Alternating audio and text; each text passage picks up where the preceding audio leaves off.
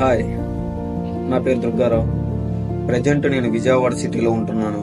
ఇక్కడ వరదల ప్రభావానికి విజయవాడ మొత్తం కల్లోలం అయిపోతుంది.